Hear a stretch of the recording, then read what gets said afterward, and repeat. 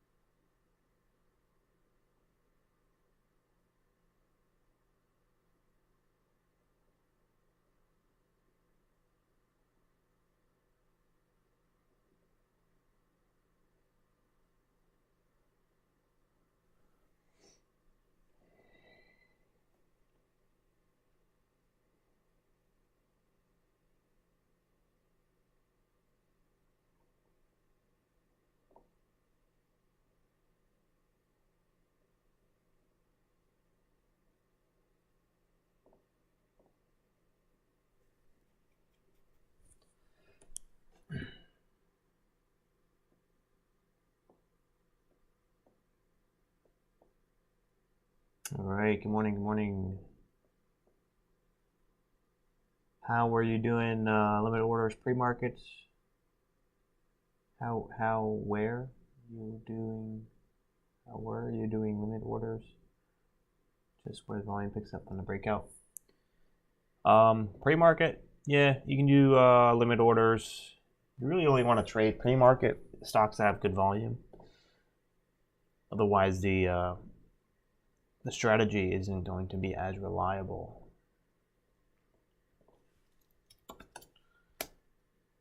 So we can go down the scans. Doesn't look like we have much of a big gap scan as we had the previous 2 weeks. Today seems to be the slowest day so far pre-market. Largest gapper only 58%. This whole week we had gappers over 100%. This is the first day we'll have gappers under 100%. So sometimes that can be a sign that we might be headed back into a little bit of a cold stretch until we see something go bananas. What scanner are you using? I thought about getting Momo scanner. I'm just using the Thinkorswim scanner. I do have videos on how to set up a pre-market scanner on Thinkorswim, and as well as a market open scanner. So you guys can check out those videos if you're new. But yeah, Thinkorswim scanner works fine for me. It is free. I don't really plan on paying for a scanner anytime soon, but maybe I would consider it at some point down the line, since Thinkorswim does not automatically update. The Thinkorswim scanner doesn't automatically update in real time. I think it does update, but it's like every minute or something, or every 2 minutes. So usually I have to keep clicking the scan button to see for new stocks popping up. So sometimes that does affect me seeing a stock fast enough. So because of that, I guess that could be costing me money, because I may not see a stock as fast as everyone else if it's new popping up. So for that reason, it could be costing me money. So I might invest in a scanner at some point down the line. Will the Thinkorswim scanner do pre-market? Yes, it will do pre-markets. You do need to just check out the video reviewing the pre-market scanner, and it'll explain everything. But it's pretty straightforward. So we have OCEA. This is a stock we've traded before. Let's see. Seems to have sold off a lot.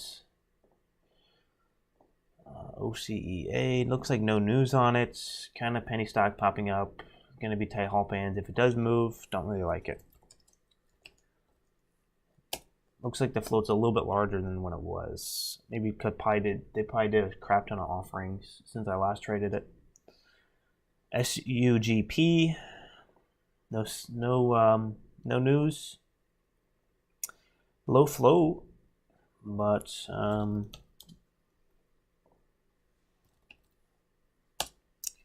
yeah, low float, but not much else.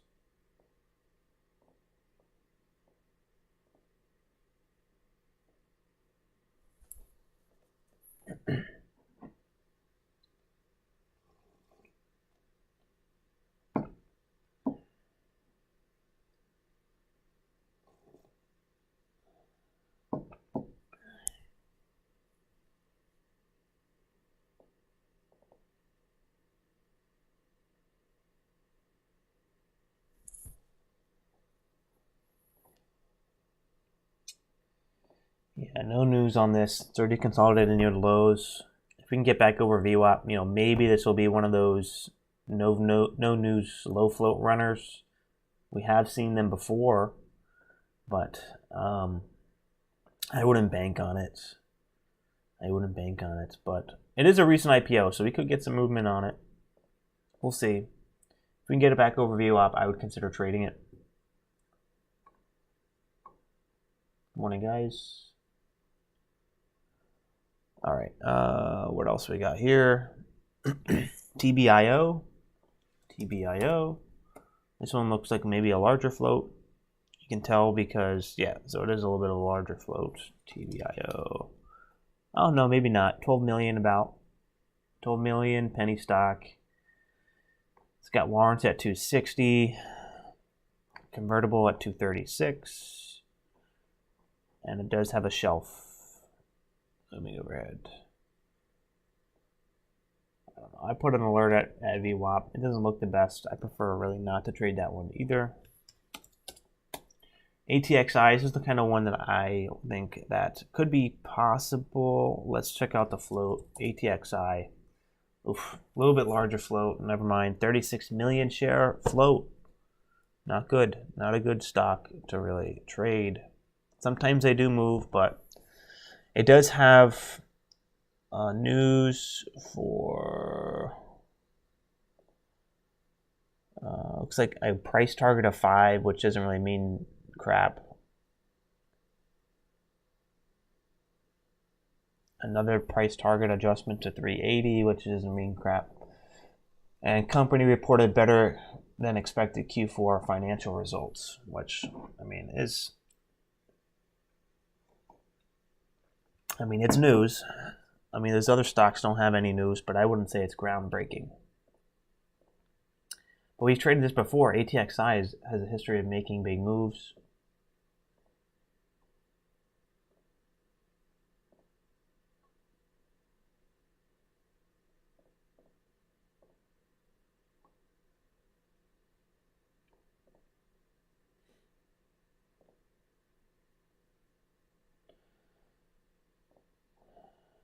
Looks like we faded pretty low here.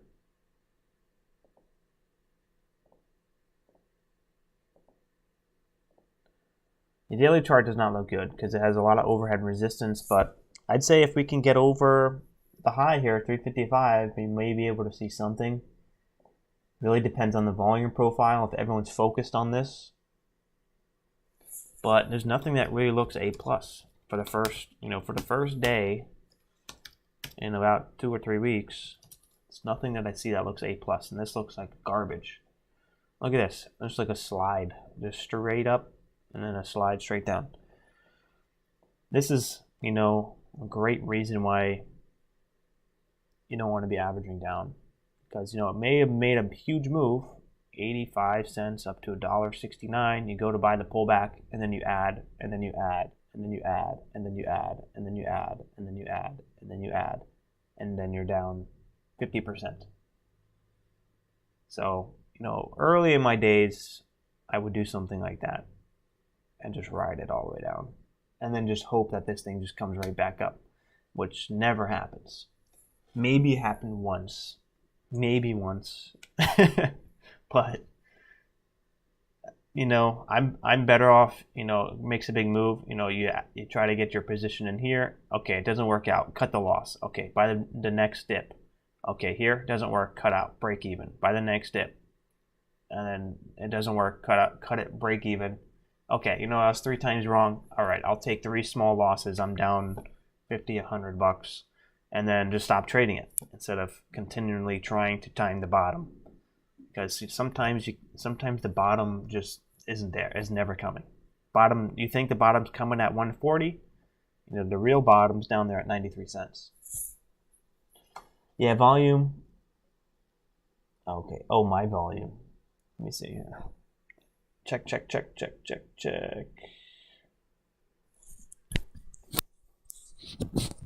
All right, how is that? Is that better? Hopefully that's better. But yeah, this stock does not look too good.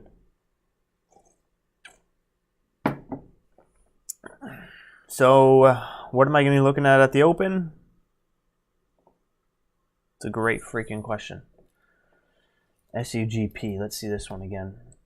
Man, I guess this one looks the best, but it does not look very, you know, very good. It looks the best, but it's not good. That's what I'm trying to say. And that's not good in and of itself. You know, you had a great move here. Great move from $3 to $8.88. Beautiful. At 7 a.m., man, this was nuts. 4 to 8.88. Pre-market traders, I hope, slayed this move from 450 to 8.88. But could not hold those highs. Could not hold those highs. Now we faded all the way back to 541. Now we got to have a lot of legwork. It's a lot of legwork for this to get back up to 8.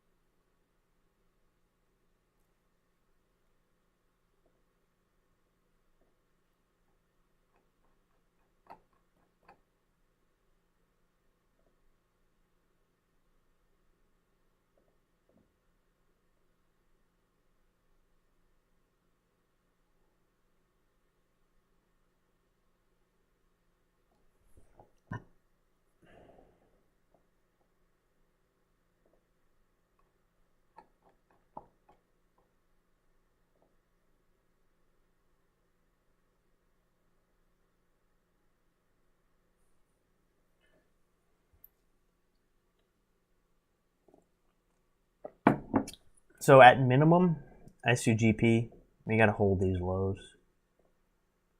We got to hold these lows and get strong volume at the open. Testing VWAP at the open. We need to test VWAP at the open. If we can get over VWAP strong, and we can close near highs, I'm going to want to look for maybe a pullback and then a continuation move up to the high. But volume, it just seems a little bit lighter today.